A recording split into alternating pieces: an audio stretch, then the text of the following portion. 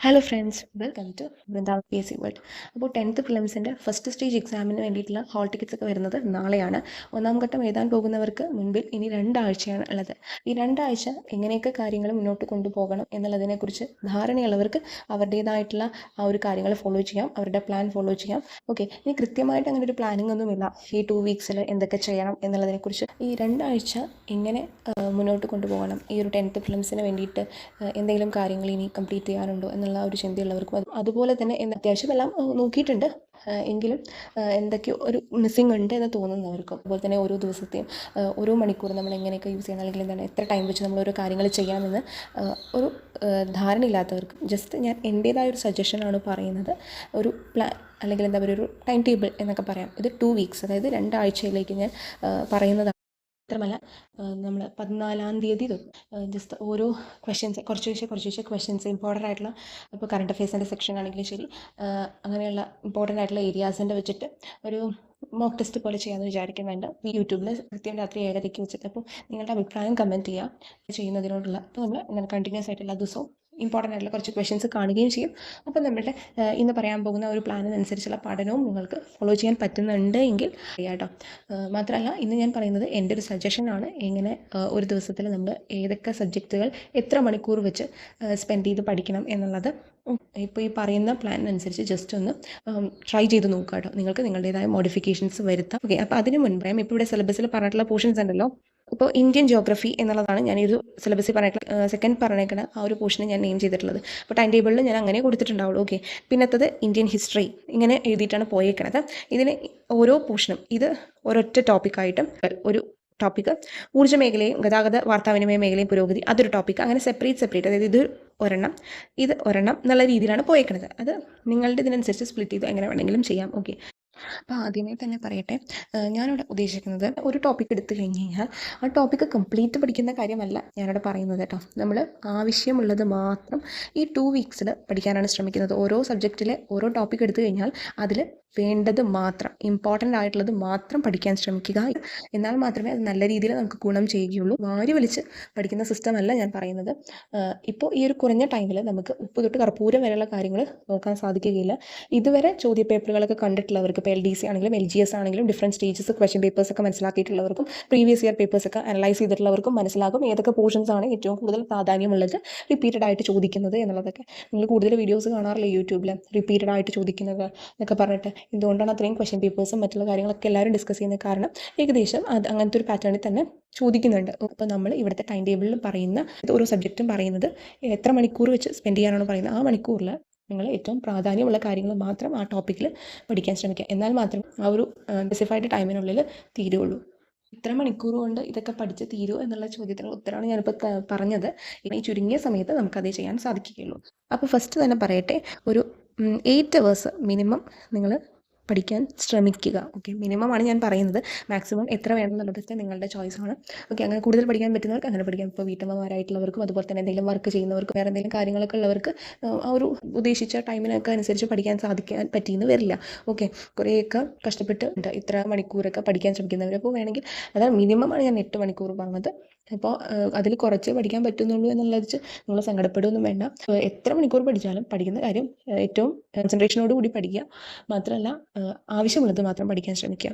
അത് നിങ്ങൾ കണ്ടിന്യൂസ് ആയിട്ട് പഠിക്കുന്നതിന് പകരം ജസ്റ്റ് ഞാൻ ഈ പറഞ്ഞ പോലെ ഒന്ന് ട്രൈ ചെയ്ത് നോക്കൂ. അതായത് ഇപ്പോൾ മോർണിംഗ് സെഷനിൽ, അതായത് അതിരാവിലെ നമ്മളൊരു ബ്രേക്ക്ഫാസ്റ്റിന് മുൻപ് ഒരു 2 മണിക്കൂർ ഏതെങ്കിലും ഒരു കാര്യത്തിന്, പിന്നെ എന്താണ് ബ്രേക്ക്ഫാസ്റ്റ് ടു ലഞ്ചിൻ്റെ ഇടയിൽ ആ ഒരു ഗ്യാപ്പിൽ 2 മണിക്കൂർ, അതുപോലെ ലഞ്ചിൻ്റെയും ഈവനിങ് ആ ഒരു സ്നാക്ക് ടൈമിൻ്റെയും ഇടയ്ക്കുള്ള ഒരു 2 മണിക്കൂർ, അതുപോലെ തന്നെ എന്താണ് ഈവനിങ് ടു നൈറ്റിൻ്റെ ഇടയിലുള്ള ഒരു 2 മണിക്കൂർ. ഈ ഗ്യാപ്പ് അല്ല, ഞാനിപ്പോൾ ഇത്രയും ഗ്യാപ്പ് പറഞ്ഞല്ലോ, ആ ഒരു ഇതിൽ 2 മണിക്കൂർ ഞാൻ മിനിമം പറഞ്ഞതാണ്. അത് 3 മണിക്കൂറാക്കുന്നവർക്ക് അങ്ങനെ ചെയ്യാം, അല്ലെങ്കിൽ 2.5 മണിക്കൂർ, എങ്ങനെ വേണമെങ്കിലും. അപ്പോൾ അതിനനുസരിച്ച് നമുക്ക് ആ മിനിമം പഠിക്കുന്ന ടൈം എന്ന് പറയുന്നത് 10 hours 15 hours ഒക്കെ ആക്കി പഠിക്കാം. ഓക്കെ, ഇതൊക്കെ ചെയ്യാൻ അറിയുന്നവരും കൃത്യമായി പ്ലാനിങ് ഉള്ളവരൊക്കെ ഉണ്ടാവും. നിങ്ങൾക്ക് അറിയാവുന്നതാണെങ്കിൽ ഓക്കെ, അറിയാത്തവരുണ്ടെങ്കിൽ ജസ്റ്റ് ഞാൻ എൻ്റെ ഒരു ഐഡിയ ഷെയർ ചെയ്തത് മാത്രം. ഓക്കെ, ഞാൻ രണ്ടാമത് പറയാൻ ഉദ്ദേശിച്ചത്, നമുക്ക് Day 1 to 7 എങ്ങനെയാണ് ഞാൻ ഉദ്ദേശിച്ചിട്ടുള്ളതെന്ന് ജസ്റ്റ് പറയാം കേട്ടോ. അപ്പോൾ ഇവിടെ ചില സബ്ജക്ട്സ് ഞാൻ ഒന്നരാടാണ് ഇട്ടേക്കുന്നത്. അതൊക്കെ നമുക്ക് ഒന്നരാടിട്ടാലും കംപ്ലീറ്റ് ചെയ്യാൻ സാധിക്കും. ഇനി അത് ഒന്നും കൂടെ മുറിച്ച് പഠിക്കണം എന്നുള്ളവർക്ക് എല്ലാ ദിവസവും അതിനനുസരിച്ച് മുറിച്ച് പഠിക്കാം കേട്ടോ. അപ്പോൾ ഞാനിവിടെ ടൈം പറഞ്ഞിട്ടുണ്ട്. ജസ്റ്റ് നോക്കിയും ജോഗ്രഫി എന്ന് പറയുന്നത് 1 hour ഞാനിവിടെ കൊടുത്തിട്ടുള്ളത്. അതുപോലെ ഇന്ത്യൻ ഹിസ്റ്ററി 1 അവർ, ഇന്ത്യൻ ജോഗ്രഫിയും കേരള ജോഗ്രഫിയും ഒരുമിച്ച് നിൽക്കണ്ട, കാരണം അത് ഭയങ്കര കൺഫ്യൂസിങ് ആയിരിക്കും. അപ്പോൾ ഇന്ത്യൻ ജോഗ്രഫിയും ഇന്ത്യൻ ഹിസ്റ്ററി ആകുമ്പോൾ അത്ര പ്രശ്നം വരില്ലല്ലോ. കോൺസ്റ്റിറ്റ്യൂഷൻ ഒരു 1 അവർ സ്പെൻഡ് ചെയ്യുക. അതുപോലെ തന്നെ നാച്ചുറൽ സയൻസ് 1 അവർ, ഫിസിക്സ് 1 അവർ. അത് ദ്രവ്യം പിണ്ഡം എന്ന് പറഞ്ഞാൽ തൊട്ടിട്ടുള്ളതാണ് ഫിസിക്സിൻ്റെ, മറ്റേത് ആറ്റം തൊട്ടുള്ളതാണ് കെമിസ്ട്രിയുടെ. ഫിസിക്കൽ സയൻസ് എന്ന് പറഞ്ഞാൽ ജനറലായിട്ട് കൊടുത്തിട്ടുള്ളത്. പിന്നെ മാത്സിന് 1 അവർ ഞാൻ ബേസിക് ഇക്വേഷൻസ് എന്ന് പറയാൻ കാരണം നമ്മൾ മാത്സിൽ ഒരു പോർഷൻസിന് പറഞ്ഞിട്ടുണ്ടല്ലോ, ഇപ്പോൾ സാഗു സാഗ ടൈം ആൻഡ് വർക്ക് അങ്ങനെയൊക്കെ പറഞ്ഞിട്ട്, അതിൽ ഇപ്പോൾ ഫോർ എക്സാമ്പിൾ നിങ്ങൾ ടൈം ആൻഡ് വർക്കാണ് എടുക്കുന്നത് എങ്കിൽ അതിൻ്റെ ബേസിക് ആയിട്ടുള്ള ഇക്വേഷൻസ് ഏതൊക്കെ ടൈപ്പ് പ്രോബ്ലംസ് അതിൽ നിന്ന് വരാം, ഇക്വേഷൻസ് യൂസ് ചെയ്ത് പ്രോബ്ലം സോൾവ് ചെയ്യാൻ എളുപ്പമുള്ളത് ആ ഇക്വേഷൻസ് നോക്കുക, അതാണ് എളുപ്പമെങ്കിൽ. ഇനി ട്രിക്ക് ഉണ്ടെങ്കിൽ ആ ട്രിക്ക് നിങ്ങൾ എന്ത് ചെയ്യുക, പഠിച്ച് മനസ്സിലാക്കുക. ആ ഒരു ട്രിക്ക് ചിലപ്പോൾ ആ ഒരു ട്രിക്ക് ആയിരിക്കില്ല നമ്മൾ എല്ലാ ടൈപ്പ് ഓഫ് പ്രോബ്ലംസിനും ഉപയോഗിക്കുക. അപ്പോൾ ഡിഫറെൻറ്റ് ടൈപ്സ് ഓഫ് പ്രോബ്ലംസിന് ഡിഫറെൻറ്റ് ട്രിക്സ് ഉണ്ടാവും. ആ ട്രിക്കുകൾ ഓരോന്നും നമ്മൾ മനസ്സിരുത്തി തന്നെ നോക്കണം, അല്ലെങ്കിൽ നമുക്ക് അങ്ങോട്ട് ഇങ്ങോട്ട് മാറിപ്പോകും. അത് മനസ്സിലാക്കിയതിന് ശേഷം 1-2 പ്രോബ്ലംസ് ഒന്ന് ജസ്റ്റ് വർക്കൗട്ട് ചെയ്ത് നോക്കുക. ഓക്കെ, ദെൻ കറണ്ട് അഫയേഴ്സിന് ഞാനിവിടെ 2 hours വെച്ചിട്ടുണ്ട്. കാരണം എന്താണെന്ന് വെച്ച് കഴിഞ്ഞാൽ കറണ്ട് അഫയേഴ്സ് എന്ന് പറയുന്നത് സിലബസിൽ ഫസ്റ്റ് പറഞ്ഞിട്ടുള്ള പോർഷൻ ആട്ടോ കറണ്ട് അഫയേഴ്സ് എന്ന്. അപ്പോൾ ആരോ കമൻറ്റ് ചെയ്തിട്ടുണ്ടായത് കറണ്ട് അഫയേഴ്സ് ഉണ്ട്, സമകാലീന സംഭവങ്ങൾ എന്ന് പറഞ്ഞിട്ടാണ് അവർ കൊടുത്തിട്ടുള്ളത്. ഓരോ രംഗത്തെ ശാസ്ത്ര രംഗത്തും അതുപോലെ തന്നെ കായിക രംഗമൊക്കെ പറഞ്ഞിട്ടുണ്ട്. ഓക്കെ, ഇതിൽ ലേറ്റസ്റ്റ് ആയിട്ടുള്ള current affairs India Kerala related ആയിട്ടുള്ളതാണ് പറഞ്ഞിട്ടുള്ളത്. നമ്മൾ എന്ത് ചെയ്യാന്ന് വെച്ച് കഴിഞ്ഞാൽ കൂടുതലും യൂട്യൂബ് വീഡിയോസ് ഒക്കെ ഒന്ന് കാണാൻ ശ്രമിക്കുക കറണ്ട് അഫയേഴ്സ്. ഇപ്പോൾ നിങ്ങൾക്ക് എല്ലാം കൂടെ നോക്കാൻ പറ്റിയില്ലെങ്കിൽ കുറേ പേര് യൂട്യൂബ് വീഡിയോസ് ചെയ്യുന്നവരുണ്ടാവും. ഞാനും എൻ്റെതായ രീതിയിൽ കറണ്ട് അഫയേഴ്സിൻ്റെ ഭാഗങ്ങൾ കൂടുതൽ ചോദ്യങ്ങൾ ഉൾപ്പെടുത്താൻ ശ്രമിക്കട്ടെ. പുതിയതായിട്ട് ചോദിക്കാൻ ചാൻസ് ഉള്ളതും അതുപോലെ തന്നെ ഇതുവരെ ചോദിച്ച ഒരു പാറ്റേൺ ഒക്കെ വെച്ചിട്ട് അങ്ങനെ ചോദിക്കാൻ ചാൻസ് ഉള്ളതൊക്കെ ഞാൻ ഇടാൻ ശ്രമിക്കാം. കറണ്ട് അഫയേഴ്സിൻ്റെ നിങ്ങൾ കാണാറുണ്ടല്ലോ ലേറ്റസ്റ്റ് ആയിട്ടുള്ള ക്വസ്റ്റ്യൻ പേപ്പേഴ്സിൽ ചോദിച്ചിട്ടുള്ളത് കറണ്ട് അഫയേഴ്സ് ഒക്കെ എന്തുകൊണ്ടാണ് ഡിസ്കസ് ചെയ്യുന്നത്, ആ ഒരു ലെവലിൽ നിന്നുകൊണ്ടുള്ള കറണ്ട് അഫയേഴ്സാണ് മിക്കതും ചോദിച്ചു കണ്ടിട്ടുള്ളത്. വളരെയധികം എന്താണ് എക്സ്ട്രീംലി ഡിഫിക്കൽട്ട് ആയിട്ടുള്ളത് നമുക്കൊന്നും ചെയ്യാൻ പറ്റില്ല, വിടുക എന്നുള്ളതാണ് ഇവിടെ നമുക്ക് ആകെയുള്ള വഴി. അതല്ല ഞാൻ ഉദ്ദേശിക്കുന്നത്, നമുക്ക് അത്യാവശ്യം നല്ല രീതിയിൽ 10 മാർക്സ് ഉണ്ടല്ലോ, അത്യാവശ്യം നല്ല രീതിയിൽ സ്കോറിംഗ് നടത്താനുള്ള കറണ്ട് അഫയേഴ്സ് നിങ്ങൾക്ക് അറിയണമെന്നുണ്ടെങ്കിൽ എന്താണ് ആ ഒരു ടൈമിൽ നമുക്ക് ഒറ്റയടിക്ക് പഠിച്ചോ വായിച്ചോ എടുക്കാൻ സാധിക്കുന്നില്ല എങ്കിൽ കൂടുതലും യൂട്യൂബ് വീഡിയോസ് അങ്ങനെ കാണുക. കറണ്ട് അഫയേഴ്സ് റിലേറ്റഡ് ആയിട്ടുള്ളത് കുറച്ച് നേരം നിങ്ങൾ ഇപ്പോൾ നോക്കി ഇതാക്കാൻ ബുദ്ധിമുട്ടുള്ളവർക്ക് കേട്ടാണെങ്കിലും ഒന്ന് മനസ്സിലാക്കുക. ഇനി എന്തെങ്കിലും ബുക്സ് ഫോളോ ചെയ്യുന്നവരാണെങ്കിൽ അതിൽ ഏറ്റവും പ്രധാനപ്പെട്ട കറണ്ട് അഫയേഴ്സ് മാത്രം നോക്കാൻ ശ്രമിക്കുക. ഓക്കെ, ഇനി എഴുതി വെച്ചിട്ടുള്ളവർക്ക് ഏറ്റവും ഇമ്പോർട്ടൻ്റ് ആയിട്ടുള്ളത് അവർക്ക് തന്നെ അറിയാലോ, അത് മാത്രം ഒന്ന് നോട്ട് ചെയ്ത് മനസ്സിലാക്കുക. അതിനൊരു 2 hours നമുക്ക് വേണ്ടി വരും. കറണ്ട് അഫയേഴ്സ് കുറച്ച് ഇലാബറേറ്റ് ആണല്ലോ. ഓക്കെ, ദെൻ ഡേ 2 ഞാൻ കേരള ജിയോഗ്രഫി, കേരള ഹിസ്റ്ററി, അപ്പോൾ കേരളത്തിൻ്റെ റിലേറ്റഡ് ആയിട്ടുള്ള കാര്യങ്ങളാണ് 1 hour വെച്ചിട്ടുള്ളതാണ് കൊടുത്തിട്ടുള്ളത്. നാച്ചുറൽ സയൻസ് വീണ്ടും ഇട്ടിട്ടുണ്ട്. കാരണം എന്താണെന്ന് വെച്ച് കഴിഞ്ഞാൽ നാച്ചുറൽ സയൻസ് ടോട്ടലി 7 ടോപ്പിക്സാണ് വരുന്നത്. അപ്പോൾ ആദ്യത്തെ 2 ദിവസം മാത്രം അടുപ്പിച്ച് കൊടുത്തിട്ടുണ്ട്, പിന്നെ എല്ലാം ഓൾട്ടർനേറ്റ് ഡേയ്സിലാണ് നാച്ചുറൽ സയൻസിൻ്റെ പറഞ്ഞു പോയിട്ടുള്ളത്. പിന്നെ കെമിസ്ട്രി അത് ഒരു 1 hour സ്പെൻഡ് ചെയ്ത് ഇപ്പോൾ ആറ്റത്തിൻ്റെ ഘടന എന്നുള്ളത് 1 മണിക്കൂർ കൊണ്ട് തന്നെ നമുക്ക് പഠിച്ചെടുക്കാൻ സാധിക്കും. അല്ലെങ്കിൽ അതിന് ഞാൻ പഠിച്ചെടുക്കണം എന്ന് ഉദ്ദേശിക്കുന്നത് വീണ്ടും ഞാൻ പറയുന്നു ഏറ്റവും പ്രാധാന്യമുള്ളത് ഇപ്പോൾ സിലബസിൽ പറഞ്ഞുള്ള ഓരോ പോർഷനിലൂടെയും നമ്മൾ എന്ത് ചെയ്യണം, ഒന്ന് കണ്ണോടിക്കുകയാണ്. ദെൻ എഗൈൻ മാത്സിൻ്റെ ടൈപ്സ് ഓഫ് പ്രോബ്ലംസ് ഒക്കെ ഒന്ന് കണ്ടുപിടിക്കുക. അത് 2-3 വർക്കൗട്ട് ചെയ്യാൻ ശ്രമിക്കുക. ഓക്കെ, പല ടൈപ്പിലുള്ളത് നമുക്ക് സ്റ്റിൽ എനിക്ക് പോലും ഇപ്പോഴും എല്ലാ ടൈപ്പ് കുറേയധികം ടൈപ്പുകളൊക്കെ ഉണ്ടല്ലോ, അതിൽ ഏത് ടൈപ്പാണ് അതിന് എന്താണ് ഉപയോഗിക്കേണ്ടത് എന്നുള്ളത് സ്റ്റിൽ കൺഫ്യൂഷനാണ്. അപ്പോൾ ഞാൻ എന്താ ചെയ്യാറുള്ളതെന്ന് വെച്ച് കഴിഞ്ഞാൽ ഇതേപോലെ ഈ ഒരു ലാസ്റ്റ് 2 weeks ഒക്കെ വരുമ്പോൾ ഞാൻ ആ ഇക്വേഷൻസ് ഒന്നും കൂടെ ബ്രഷ് അപ്പ് ചെയ്യും. അപ്പോൾ എനിക്ക് എന്താണ് അത് ഫ്രഷ് ആയിരിക്കും എൻ്റെ മൈൻഡിൽ, ആ ഒരു ഇക്വേഷനൊന്നും എനിക്ക് മാറിപ്പോകില്ല. അല്ലാത്ത സമയം നമ്മൾ മുൻപേ പഠിച്ചു വെച്ചത് അത് ഓർമ്മയിലുണ്ടെന്ന് വിശ്വസിച്ചാലും നമുക്ക് ചിലപ്പോൾ കിട്ടണമെന്നില്ല ആ ഒരു ടൈം ആകുമ്പോൾ. ഓക്കെ, എല്ലാവരുടെയും കാര്യമല്ല, നല്ല സെറ്റായിട്ടിരിക്കുന്നവരുണ്ട് മാത്സ്, അവർക്ക് ഇതൊന്നും കുഴപ്പമുണ്ടാവില്ല. ഞാൻ ബുദ്ധിമുട്ടുള്ളവരുടെ കാര്യമായിട്ടോ ഉദ്ദേശിച്ചത്. പിന്നെ current affairs 2 hours. Current affairs ഞാൻ എല്ലാ ദിവസവും ശ്രമിച്ചിട്ടുണ്ട്. അതായത് നമ്മുടെ 2 weeksലുള്ള 14 daysലും ഞാൻ കറണ്ട് അഫയേഴ്സ് 2 hours എന്നുള്ള രീതിയിൽ പറഞ്ഞിട്ടുണ്ട് കേട്ടോ.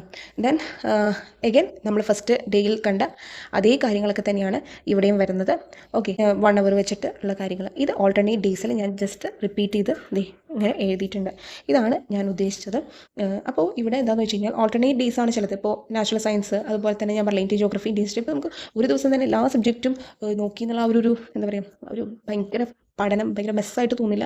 അതേസമയം നമുക്ക് സിലബസിൽ പറഞ്ഞിട്ടുള്ള എന്താണ് ഓരോ സബ്ജക്റ്റ് റിലേറ്റഡ് ആയിട്ട് പറഞ്ഞിട്ടുള്ള ടോപ്പിക്സ് ഒക്കെ കവർ ചെയ്തതായിട്ട് തോന്നുകയും കൂടെ ചെയ്യും. കാരണം നമ്മൾ 1 മണിക്കൂർ ഒരു സബ്ജക്റ്റ് എടുത്ത് അതിലെ ഒരു ടോപ്പിക് എടുത്ത് അതിലേറ്റവും ഇമ്പോർട്ടൻ്റ് ആയിട്ടുള്ള കാര്യങ്ങളാണ് നോക്കുന്നത്. ഒപ്പം ആ പഠിച്ച ടോപ്പിക് റിലേറ്റഡ് ആയിട്ടുള്ള ക്വസ്റ്റ്യൻസും കൂടെ നിങ്ങൾ ആൻസർ ചെയ്യാൻ ശ്രമിക്കുമ്പോൾ നമുക്ക് ഏകദേശം ഒരു സാറ്റിസ്ഫാക്ഷൻ കിട്ടും. അത്യാവശ്യം ഒരു സാറ്റിസ്ഫാക്ഷനോട് കൂടി തന്നെ എക്സാം എഴുതാൻ വേണ്ടിയിട്ടാണ് ഞാൻ എന്താണ് 2 weeks ചാലഞ്ച് എന്നുള്ള രീതിയിൽ പറയാൻ കാരണം എന്താണെന്ന് വെച്ച് കഴിഞ്ഞാൽ ആദ്യമേ പറഞ്ഞ പോലെ തന്നെ സ്ഥിരവും അത് നോക്കാം ഇത് നോക്കാം എന്നൊക്കെ പറഞ്ഞ് നമ്മുടെ മൈൻഡിൽ കുറേ കാര്യങ്ങൾ വരും. ഓക്കെ, ആ വിഷയം നോക്കാം, ഈ വിഷയം നോക്കാം, ചിലപ്പോൾ ഒരു വിഷയം നോക്കുമ്പോൾ നമുക്ക് മറ്റേത് നോക്കിയിട്ടില്ലല്ലോ, അല്ലെങ്കിൽ അത് കുറച്ചും കൂടെ നോക്കണമായിരുന്നല്ലോ എന്നൊക്കെ തോന്നാം. പല കാര്യങ്ങൾ ആകെ ഒരു പുകമയം പോലെ തോന്നുന്നവരുണ്ടാവും. അപ്പോൾ ജസ്റ്റ് കുറച്ചൊന്ന് സിസ്റ്റമാറ്റിക് ആയിട്ട് ഞാനൊന്ന് പറഞ്ഞു എന്ന് മാത്രം. അപ്പോൾ ഇനി അങ്ങോട്ടുള്ള 14 ഡേയ്സിൽ ഞാൻ മാക്സിമം കൃത്യം രാത്രി 7:30 ഇതിനോട് റിലേറ്റ് ചെയ്തിട്ടുള്ള ഇമ്പോർട്ടൻ്റ് ആയിട്ടുള്ള ക്വസ്റ്റ്യൻസ്, പ്രീവിയസ് ഇയർ ക്വസ്റ്റ്യൻസ്, അതുപോലെ ഏറ്റവും ഇമ്പോർട്ടൻ്റ് ആയിട്ട് ചോദിക്കാൻ ചാൻസ് ഉള്ള കറണ്ട് അഫയേഴ്സ് നമ്മൾ LDC ഒക്കെ ചെയ്തിരുന്നല്ലോ, അതുപോലെ ചെയ്യാൻ ശ്രമിക്കാം കേട്ടോ. അപ്പോൾ നിങ്ങൾക്ക് വളരെ കുറച്ച് ടൈം വെച്ച് കേൾക്കാനുള്ളതേ ഉണ്ടാവുള്ളൂ. ഇപ്പോൾ നിങ്ങൾ ഒരു ദിവസം ഇത്രയൊക്കെ പഠിക്കുന്നതിനോടൊപ്പം തന്നെ ജസ്റ്റ് കേൾക്കാവുന്ന 10-15 മിനിറ്റുള്ള വീഡിയോസൊക്കെ ആണെങ്കിൽ നിങ്ങൾക്ക് സ്പീഡ് കൂട്ടിയോ കുറച്ചോ ഒക്കെ ഇട്ട് കേൾക്കാൻ സാധിക്കും കേട്ടോ. യൂട്യൂബിൻ്റെ സൈഡ് സെറ്റിങ്സിൽ പ്ലേ ബാക്ക് സ്പീഡ് അഡ്ജസ്റ്റ് ചെയ്യാൻ പറ്റും. ഇത്രയും കാര്യങ്ങൾ ഞാൻ ജസ്റ്റ് പറഞ്ഞു എന്നുള്ളൂ.